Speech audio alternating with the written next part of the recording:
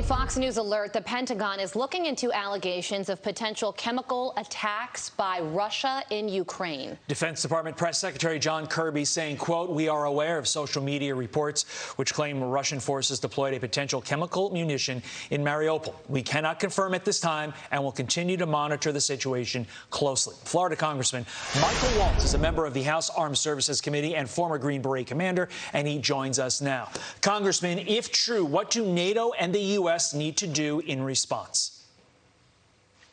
Well, this is part of the Russian doctrine, and it's certainly part of Putin's doctrine to escalate to weapons of mass destruction. It would not surprise me if this is true, and particularly because the Russian general that just took over command of operations in Ukraine was also the general in charge in Syria, where both the Syrians and Russians repeatedly used chemical weapons. We'll remember President Trump infamously or famously, whichever you want to use, sending cruise missiles in to take those capabilities out. President Biden should have been setting red lines from the beginning with the use of weapons of mass destruction. I believe that red line should have been, that would be the line for NATO to become directly involved. We cannot allow chemical weapons or, God forbid, tactical nuclear weapons to be the next rung in the escalation ladder that we allow Putin to go to. Yeah, Congressman, switching to another issue here, a big one in this country. A former Westchester County executive says the Biden administration has resumed its secret migrant flights into his community. Take a listen to this. Now the flights have resumed, and they're deplaning right now. So this is going to continue. They're importing people from other countries, flying them into the interior and just dispersing them, and then turning them into voters like New York City, where they will be allowed to vote with 30-day residency. So the big question is, what does it mean for these communities? And if this is happening now, what is it going to look like when Title 42 is revoked in May? Let's just put these numbers in perspective, Carly. We're approaching 4 million refugees flowing out of Ukraine.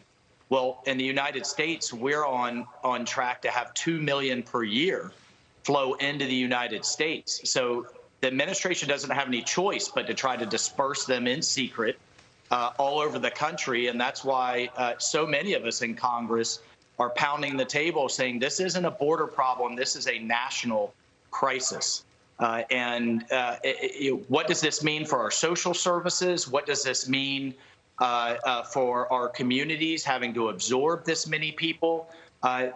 This is just absolutely, completely unacceptable that the Biden administration is not only allowing this to happen, is facilitating it to happen. And I'll tell you what, when we take over the House in, God help us, 9 months, this is going to stop. Finally, Congressman, you just released a new kids' book, children's book, called Dawn of the Brave, and proceeds from the sale going to benefit Ukrainian refugees. Awesome. What can you tell us about the book?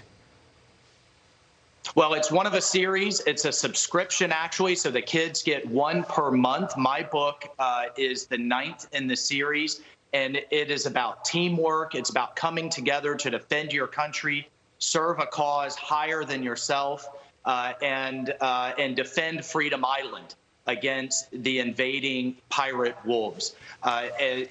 We're just so excited about it. We need to take our kids' education back. With what we've seen in Virginia with Governor Youngkin, what we're seeing with Disney in Florida, COVID exposed, the garbage that's being taught to our kids. Well, what are we going to do about it? And how are we going to get good conservative content into our kids? And this series, this subscription, teaches faith, teaches family, teaches traditional values. And again, in the case of my book, Dawn of the Brave, teaches teamwork and service. You can only get it on bravebooks.com. You cannot get it on Amazon.